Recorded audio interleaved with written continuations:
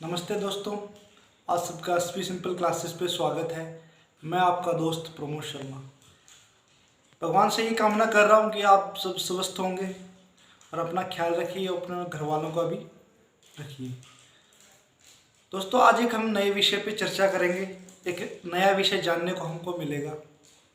पिछले मैंने 3 विषयों पे जो वीडियो बनाई है, अगर किसी भाई ने नहीं देखी तो आप उन वीडियो को ज़रूर देखें। पहला टॉपिक मैंने इजराइल और फ़िलिस्तीन विवाद पे बनाया था। उसके बाद मैंने टाउटे साइक्लोन्स पे बनाया था और उसके बाद में मैंने अंटार्कटिका में आइसबर्ग जो टूटा था उसके ऊपर वीडियो बनाया था। काफ़ी नॉलेजफुल वीडियोस हैं, आप ज़रूर देखिएगा।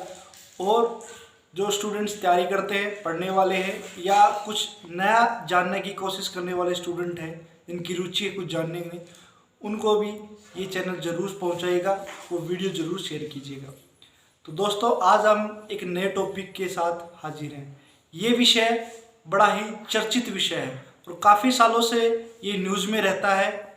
और जो वर्तमान में एनडीए सरकार है, इनके मैनिफेस्टो में यह विषय सबसे ऊपर था। मुख्य जो मैनिफेस्टो में विषय थे इस सरकार के, राम मंदिर, आर्टिकल 370 और यूनिफॉर्म सिविल कोड। तो दोस्तों, सरकार ने 2 विषय तो अपने हल कर लिए हैं। धारा 370 को हटवाकर जम्मू कश्मीर में यूनियन टेरिटरी बना दी है और राम मंदिर का विषय सुप्रीम कोर्ट के थ्रू सोल्व कर लिया है। अब विषय सबसे बड़ा है यूनिफॉर्म सिविल कोड, यानी समान नागरिक संहिता। यह विषय बड़ा ही गंभीर विषय है। आज हम इस विषय के बारे में जानने की कोशिश करेंगे। इसका इतिहास क्या रहा है, यूनिफॉर्म सिविल कोड है क्या, इसके लागू होने से क्या प्रभाव पड़ सकते हैं और पिछली सरकारों का इस विषय के बारे में क्या संज्ञान रहा है और उन्होंने इसमें कुछ किया या नहीं किया, यानी क्यों नहीं किया, और संविधान में इस विषय के बारे में क्या चर्चा है। इस विषय को पूरे संक्षिप्त में हम इस वीडियोज़ में देखेंगे। वीडियो के आखिर तक आप बने रहिएगा। तो चलिए दोस्तों, हम अपने टॉपिक की ओर बढ़ते हैं। हमारा टॉपिक था यूनिफॉर्म सिविल कोड, समान नागरिक संहिता क्या है। तो सबसे पहले हम इसका डेफिनेशन समझ लेते हैं कि समान नागरिकता कानून क्या है। हमारे संविधान के अंदर, हमारा जो कॉन्स्टिट्यूशन है उसके अंदर आर्टिकल 44 है, अनुच्छेद 44 है। उसके अंदर ये चीज़, इसके बारे में, यूनिफॉर्म सिविल कोड के बारे में चर्चा की गई है। तो यूनिफॉर्म सिविल कोड बोलता है कि यह एक ऐसा कानून है जो धर्मनिरपेक्ष और जितने भी कम्युनिटी धार्मिक धर्म है, इनके अंदर जो पर्सनल मामले हैं उनको सब धर्मनिरपेक्ष बनाएगा। सब पर एक कानून लागू होगा जो गवर्नमेंट लागू करेगी और जो भारत का नागरिक है उनके लिए सबके लिए बराबर होगा।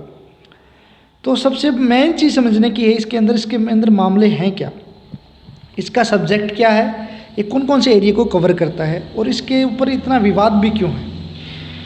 तो चलिए दोस्तों, हम सबसे पहले कुछ एग्जाम्पल समझते हैं यूनिफॉर्म सिविल कोड से पहले। तो दोस्तों, आपने एक बार नाम सुना होगा आईपीसी का। आईपीसी यानी Indian penal code. Indian penal code का मतलब है कि भारतीय दंड संहिता। मान लीजिए आप कोई भी क्राइम करते हैं और आप भारत के नागरिक हैं, तो आपके ऊपर जो भी कार्रवाई की जाएगी, आपको जो सज़ा मिलेगी वो इंडियन पिनल कोड के थ्रू ही मिलेगी। ये कोड, ये जो संहिता है भारतीय दंड संहिता, सभी नागरिकों के लिए बराबर है, सभी राज्यों के लिए बराबर है। चाहे आप केरला में हो, चाहे राजस्थान में, कहीं भी क्राइम करेंगे तो आपको सज़ा इंडियन पिनल कोड के तहत ही मिलेगी। और इसमें कोई भी धार्मिक मामला नहीं देखा जाता, चाहे आप मुस्लिम कम्युनिटी के हैं, चाहे आप क्रिश्चियन हैं, चाहे आप हिंदू हैं, सबके लिए कानून बराबर है। वैसे एक दूसरा नाम आपने सुना होगा code of conduct. Code of conduct का भी यही मैटर है।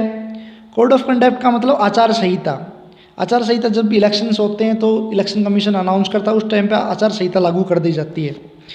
तो आचार संहिता जब लागू होती है तो उसके नियम सभी को बराबर मानने पड़ते हैं, चाहे वो कोई भी पार्टी हो, कोई भी स्टेट हो, कोई भी पंचायत इलेक्शन हो, चाहे कॉन्स्टिट्यूशन यानी लेजिस्लेटिव असेंबली के इलेक्शन हो, चाहे पार्लियामेंट्री इलेक्शन हो, सबके लिए बराबर है। तो उसमें भी कोई भेदभाव नहीं है। अब मेन चीज़ ये कि सबके लिए कानून बराबर हैं, पर एक ऐसी चीज़ जो पर्सनल मामले हैं उनके अंदर कुछ ऐसे कानून हैं जो बराबर नहीं हैं। तो यूनिफॉर्म सिविल कोड भी यही बोलता है कि ये लागू हो जाता है तो सबके लिए कुछ ऐसे नियम कानून होंगे जो बराबर बन जाएंगे। उनके अंदर कौन कौन सा मैटर होगा, यूनिफॉर्म सिविल के अंदर कौन कौन से सब्जेक्ट हैं, कौन कौन से टॉपिक हैं, उन चीज़ को हम समझते हैं। थोड़ा सा हिंदी में आप देख लीजिए। धर्मनिरपेक्ष कानून है जो किसी भी एक धर्म या जाति के सभी कानूनों से ऊपर उठ के है, यानी सबको बराबर अधिकार देता है। तो अब हम इसके सब्जेक्ट को पढ़ते हैं कि ये लागू हो जाता है तो क्या होगा, और वर्तमान में ना लागू होने के कारण जो सिचुएशन है वो क्या है, और वो जो रिवाज हैं, जो कल्चर है वो कैसा है। देखिए, सबसे पहले हम टॉपिक आप देख पा रहे हैं, इसका सब्जेक्ट है वो है मैरिज यानी विवाह। देखिए, अलग अलग कम्युनिटी, हिंदू मुस्लिम सब हैं, तो इनके अंदर जो विवाह की पद्धतियां हैं वो अलग अलग है, एक्ट अलग अलग बने हुए हैं। जैसे हिंदू मैरिज एक्ट है और दूसरा मुस्लिम लोग चलते हैं अपने मुस्लिम पर्सनल लॉ के अकॉर्डिंग। जैसे मुसलमानों के अंदर तो क्या है कि बहु विवाह प्रथा है, यानी बिना तलाक दिए वो कई विवाह कर सकते हैं, कई पत्नियां रख सकते हैं, उनके अंदर ये चीज़ें हैं। ऐसी बात नहीं कि कुप्रथाएं इनके अंदर ही हैं, हमारे समाज के अंदर भी काफ़ी थी, हिंदुओं के अंदर भी ये चीज़ें काफ़ी रही हैं। जैसे पहले सती प्रथा थी और बाल विवाह था, परंतु उन चीज़ों को धीरे धीरे समाज सुधारकों ने इस चीज़ को ख़त्म किया। जैसे राजा राम मोहन राय थे, दयानंद सरस्वती थे, इनके खिलाफ आवाज़ उठाई और ये धीरे धीरे कम होते गए। अब देखिए, मैरिज भी हमने समझ ली कि हिंदू मुस्लिम क्रिश्चियन अपने अलग अलग तरीके से करते हैं, अलग अलग अधिकार रखते हैं विवाह का भी। अगर ये कानून लागू हो जाता है तो सबके लिए बराबर होगा, यानी अब अगर ये कानून में लिखा होगा कि सबको एक ही शादी करनी है, ये लागू हो जाता है तो एक ही शादी करनी पड़ेगी, चाहे वो हिंदू हो चाहे मुस्लिम हो, तो इसका इफेक्ट ये हो सकता है। दूसरा इसमें टॉपिक है डिवोर्स का, तलाक का, यानी अलग अलग कम्युनिटी के अंदर ये सिस्टम डिवोर्स का भी अलग अलग ही है। जैसे मुसलमानों को अंदर पहले तो ट्रिपल तलाक था, यानी तलाक के बिद्दत जिसको बोलते थे। उसके अंदर क्या होता था, जब कोई भी पुरुष अपनी पत्नी को 3 बार तलाक बोल देता था वो तलाक माना जाता था। बाद में तो उस पर सुप्रीम कोर्ट ने भी संज्ञान लिया और सरकार बिल लेके आई, उसको ख़त्म किया गया।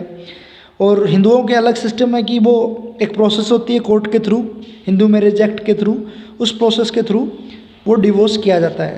परंतु अगर यूनिफॉर्म सिविल कोड लागू होता है तो ये प्रोसेस पूरा का पूरा सबके लिए बराबर होगी, कोई भी धर्म के लिए अलग से नहीं होगी। तीसरा इसमें जो सब्जेक्ट रहेगा मेंटेनेंस का, यानी जब तलाक के बाद महिलाएं अलग रहती हैं तो उनको गुजारा भत्ता भी चाहिए, उनको कुछ इनकम चाहिए जो अपना गुजारा कर सकें, अपना पेट पाल सकें, या अपने बच्चे या जिसके साथ वो रह रही हैं उनका खर्चा चला सकें। तो इसमें मेंटेनेंस के लिए भी अलग अलग कानून हैं, तो उसमें अलग अलग कम्युनिटी के लिए अलग अलग हैं। तो उसके बाद आता है अगला टॉपिक इनहेरिटेंस, यानी जो उत्तराधिकार है, तो उसके लिए भी हिंदू मुस्लिमों में अलग अलग कानून बने हुए हैं। उत्तराधिकार के अंदर मान लीजिए, अब हिंदुओं मुसलमानों के अंदर क्या है कि अगर किसी का पिताजी मर जाता है और दादा जिंदा है तो वो प्रॉपर्टी का जो राइट रखता है वो दादा रखता है। अब वो डिसाइड करेगा कि वो प्रॉपर्टी किस पोते को देनी है कि नहीं देनी।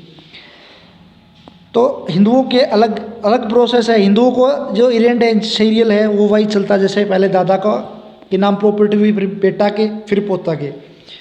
अब अगला जो टॉपिक इसमें है वो अडॉप्टेशन है, गोद लेने का प्रोसेस।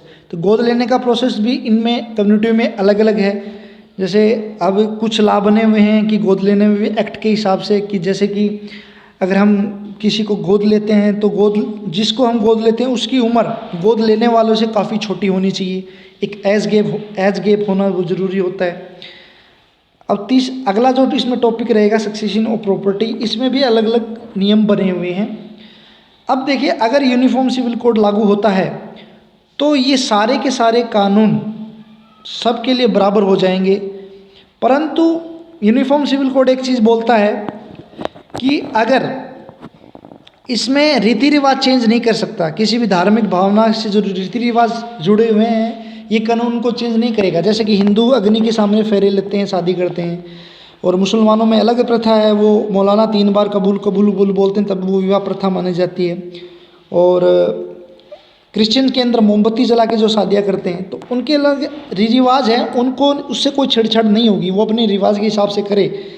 परंतु जो एक्ट जो बनेगा जो अधिकार से रिलेटेड होगा, ताकि महिलाओं के साथ डिस्क्रिमिनेशन या भेदभाव की भावना ना हो, तो यूनिफॉर्म सिविल कोड ये बोलता है अगर ये चीज़ लागू हो जाती है तो सारे नियम निरस्त हो जाएंगे और एक नया नियम लागू हो जाए, वो सबके लिए बराबर होगा, चाहे वो कोई भी कम्युनिटी के लोग हों। अब देखिए, अब अगर इसके अंदर कुछ चीज़ें हैं, मान लीजिए हमारा संविधान कुछ हमें फ्रीडम देता है, आज़ादी देता है, कुछ राइट्स हमें दिए हैं। अब बोलेंगे कि भाई आप यूनिफॉर्म सिविल कोड लेके आ रहे हो तो हमारी धार्मिक भावना भी आहत हो सकती है, जो संविधान ने हमें अधिकार दिया है उसकी अवमानना हो सकती है। जैसे आर्टिकल 25 क्या बोलता है, जो संविधान का अनुच्छेद 25 है, वो बोलता है कि सबको धार्मिक तरीके से जीने रहने की आज़ादी है, वो अपने हिसाब से कार्य करते हैं। ये 25 से लेकर 28 तक आर्टिकल में ये चीज़ें, ये आज़ादी, ये अधिकार सभी को दिए गए हैं। परंतु दूसरी तरफ ये चीज़ें हम बोल सकते हैं कि हाँ हमें धार्मिक अधिकार है, परंतु दूसरी तरफ एक आर्टिकल और पढ़े हैं, यानी 14 से 18 के आर्टिकल हम पढ़ते हैं, तो राइट टू इक्वलिटी भी हमें संविधान ने दी है। आर्टिकल 15 को आप जरा गौर से देखिए। आर्टिकल 15 में ये चीज़ें लिखी हुई हैं साफ कि कोई भी जो भारत का नागरिक है उसके साथ, यानी रिलीजन, धार्मिक, किसी जाति, नस्ल, भाव, जेंडर यानी लिंग के आधार पर किसी के साथ भेदभाव नहीं किया जा सकता। परंतु ऐसे ही जो कानून बने हुए हैं जो महिलाओं के साथ जो भेदभाव हैं वो चीज़ को दर्शाते हैं। जैसे बहुविवाह की प्रथा मुसलमानों के अंदर है, तो अब मुस्लिम एक पुरुष तो काफ़ी महिलाएं अपने पास रख सकता है, परंतु महिला को ये अधिकार नहीं कि वो काफ़ी पुरुष रख सके, तो ये भी एक भेदभाव हो गया। हिंदुओं के अंदर पहले था कि वो सती प्रथा उनको निभानी पड़ती थी, बाल विवाह करना पड़ता। बाल विवाह में भी बहुत ऐसी कंडीशंस कई बार हो जाती थी कि कई सिचुएशन ऐसी थी कि लड़की 12 साल की, लड़का 40 साल का है, वो भी एक भेदभाव की भावना थी। तो इन चीज़ों को लेके आर्टिकल 15 बोलता है कि सबको राइट टू इक्वलिटी है, किसी के साथ भेदभाव नहीं किया जा सकता। तो ये चीज़ें भी यूनिफॉर्म सिविल कोड को लागू करने के लिए अच्छे संकेत दे पा रही हैं ये आर्टिकल्स भी दे। दूसरी चीज़, हम आर्टिकल्स का हवाला दे सकते हैं कि 25 का कि हमें फ्रीडम है, परंतु आर्टिकल 13 हम पढ़ते हैं। आर्टिकल 13 ये बोलता है, अनुच्छेद संविधान का 13 ये बोलता है कि अगर संविधान बनने से पहले कुछ ऐसे नियम थे जो आज के समय में किसी का अधिकार छीनते हैं, किसी के साथ गलत होता है, तो वो कानून अब निरस्त, यानी ऑटोमेटिक निरस्त हो जाते हैं। यानी सबको अधिकार है, किसी के साथ भेदभाव नहीं होना चाहिए। ऐसे कुछ कानून बने हुए हैं जो किसी के साथ भेदभाव करते हैं, तो वैसे कानूनों को निरस्त हो जाना चाहिए, ये आर्टिकल 13 भी बोलता है। तो सीधी सी बात है, इस आर्टिकल से हम समझ सकते हैं कि सबको बराबर का ही तो अधिकार है। अच्छा, दूसरी चीज़ हम अब समझते हैं कि यूनिफॉर्म सिविल कोड का थोड़ा सा हिस्ट्री समझते हैं। हमने इस चीज़ मैटर को थोड़ा सा बेसिकली समझ लिया। अब देखिए इसके अंदर क्या क्या प्रोडक्ट्स हुई थोड़ी बहुत। 1954 के अंदर एक पैसेज स्पेशल मैरिज एक्ट बनाया था नेहरू सरकार ने, जिसमें provide permissions to civil marriage above any religious personal law. अपने पर्सनल लॉ के अंदर कोई भी धार्मिक के अंदर अपने विवाह करने की परमिशन दी गई थी इसके अंदर, और रजिस्ट्रेशन इसके अंदर करवाना पड़ता था। एक छोटा सा सुधार का कदम था। नेहरू जी तो चाहते थे कि यूनिफॉर्म सिविल कोड लागू हो, और इसके लिए, परंतु उस समय के हालात ऐसे थे, उन चीज़ों का विरोध भी काफ़ी करना पड़ा। तो उन्होंने सबसे पहले छोटी सी शुरुआत हिंदुओं से उन्होंने की, हिंदुओं से की। 1956 में उन्होंने हिंदू कोड बिल पास किया पार्लियामेंट के अंदर, और ये इस कोड को भी पास करने के लिए 4 हिस्सों में इसको पास किया गया, जो जिसमें Hindu marriage act, property act, सारे के सारे एक्ट बनाए गए थे। और उसमें बाद में इन्होंने जो राइट टू वुमेन प्रॉपर्टी का जो राइट वुमेन को दिया गया था, वो भी बाद में जोड़ा गया था संशोधन करने के बाद।